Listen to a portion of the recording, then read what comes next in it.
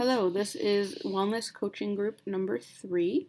My name is Alannah, and then part of our group is also Courtney, Madison, and Hollie, and we are going to be presenting on wellness coaching. So here's just to show you the list of table of contents, just to give you an overview of what we're going to be talking about in this presentation. So we're going to start with the background of the program and then get into evaluability, the evaluation focus and design, along with talking about any relevant theories and models. And then we're going to continue to discuss the evaluation methods, the data collection, the evaluation plan feasibility, the proposed data analysis, and the report and communication plan. At the end of the presentation, we are going to have a slide regarding our references. Those references we're not going to talk about at all, but they are going to be included there because we have discussed it through this presentation, and then it's also all part of our paper that we wrote. So we wanted to include all of those resources, especially since we're going to be talking about a lot of it in this presentation, and if anybody wanted to look at those further, then they'll be there and available to anybody. Just to give you a little bit of background information on the Wellness Coaching Program, the Gatorwell program is actually fully called Wellness Coaching for Academic Success. It is the longest standing program within the Gatorwell system. It was first piloted in 2010 and then eventually launched in 2011. The main purpose of this program is to empower students to make and sustain positive lifestyle behavior change that will positively impact overall wellness and academic success. This program offers sessions with health promotion specialists in order to provide the tools necessary for students to handle the stressors of life. This program was never previously evaluated by students. However, the department saw a need for a more holistic approach to address student well-being as it pertains to academic success, which is why they have gone with this wellness coaching program. By introducing this program into a larger university, it actually allowed faculty to reach more students and provide help when needed. This program is accessible to students through the health fee, which is included in actually their initial tuition cost for the semester. On average, there are 4 sessions that are allotted per student, but if a student does request additional sessions, the wellness coaches will continue to coach the student as needed. Wellness coaching utilizes and models the Gatorwell program based on the trans-theoretical model, which determines the readiness through stages of change. It also focuses on the academic wellness wheel, which includes time management, active living, eating habits, sleep habits, social connection, study skills and test taking, and stress management and relaxation. Wellness coaching helps to explore and craft vision. It determines areas of focus for students. It helps to set goals and action steps for students and ultimately come up with a plan. It helps to establish accountability and support of each student. And then it also tracks and evaluates the progress of each student through the Maxient system. And it also addresses barriers and helps to develop any solutions for a student. Next up, we are going to discuss evaluability. This program has been the focus of several evaluations in previous years. In 2018, the ACHA identified it as a best practice program. As a well-established program, it has evaluated protocols, data collection techniques, tested models, and overall results to help in facilitating evaluation. The wellness program is currently in the effect stage of implementation, and stakeholders are now looking to increase the reach and impact of the program. The design is based off of the trans-theoretical model of change. Utility and feasibility standards were considered. For our design, we utilized outcome evaluation to measure the long-term goals of the program. This evaluation is performed at the end of the intervention or at a time predetermined by its outcome objectives. And when using this type of evaluation, baseline data is necessary in order to have a comparison at the end of the evaluation. The outcome evaluation looks at the progress by basing it off of the end goals. And evaluations such as efficiency, cost effectiveness, and attribution contribute to determining the outcome evaluation of this program. Some other designs and theories that were used are motivational interviewing, positive psychology, and self-determination theory. As far as evaluation methods go, we will administer additional surveys given to students every 3 months following the completion of their sessions. Surveys will be given at 3 months, 6 months, 9 months, and 1 year following completion of the wellness coaching sessions, which will provide identification of areas within the program that have succeeded in long-term improvements. An observational evaluation design using an interpreted time series single sample design will be used to assess these long-term impacts of the wellness coaching program. An observational evaluation design will be used because the evaluation is limited to a single population, which is participants that have completed the wellness coaching sessions. This interrupted time series single sample design will provide the most rigorous evaluation for an observation evaluation design, and it allows the impact of the wellness coaching program to be assessed at different intervals post-session completion.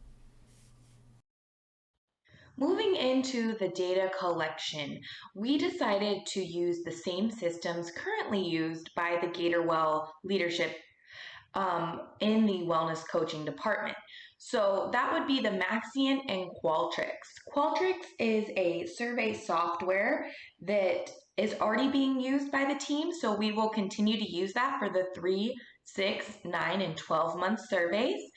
And then we'll continue to use Maxient to store the data and use as a case management system as well. This allows for the health education specialist to store any notes, also demographics, the student's major, current courses. So this will kind of house all of the data. We decided to use the same systems to make it easier and also not add any additional costs. In our evaluation plan, we chose to put feasibility as a top priority.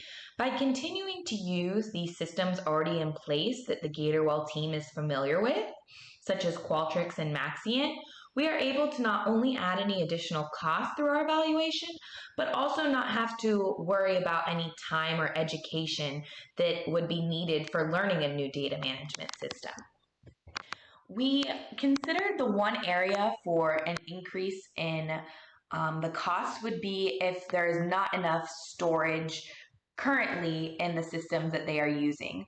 With the influx of our long-term data, it is quite possible that we would need to pay for further storage for all of that additional data. But primarily, our biggest barrier that we considered would be the duplication of data. To avoid that, currently, the program already uses the Maxient system to identify a case as closed or open. So once a student begins wellness coaching, that case is open, and then once they complete those sessions with that health education specialist, the case is then closed. When the case is closed is when our surveys at those 3-month intervals would begin. But if a student were to return to wellness coaching and begin new sessions, a new case is opened. Upon the opening of a new case in the Maxient system, that would signify then that we needed to halt the data and those surveys going out and actually discard that data so there is no duplication. And then once the new case for that student is closed by the health education specialist, then our long-term surveys would go back out to that student. Our other consideration was that there is a possibility that students would not be encouraged to continue with those surveys every 3 months. Currently, the Gatorwell team already provides gifts and different items for students that come to their center. So we actually would consider using those as incentives for completing our surveys each 3 months. The data management and analysis for this program will be coordinated by Gatorwell leadership. This evaluation will utilize the data collection and analysis programs already in use by the program. Maxient will be used to securely store data, as well as provide GPA and other evaluation information. Qualtrics will be used to disseminate surveys and conduct initial evaluation. Additional evaluation will be conducted in SPSS as needed for certain evaluation questions.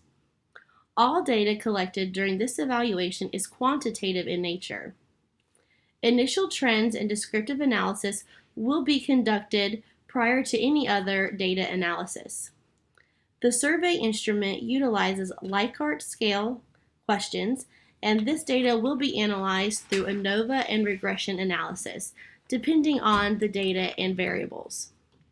All results will be displayed in charts and graphs to complement the statistical data and analysis discussion.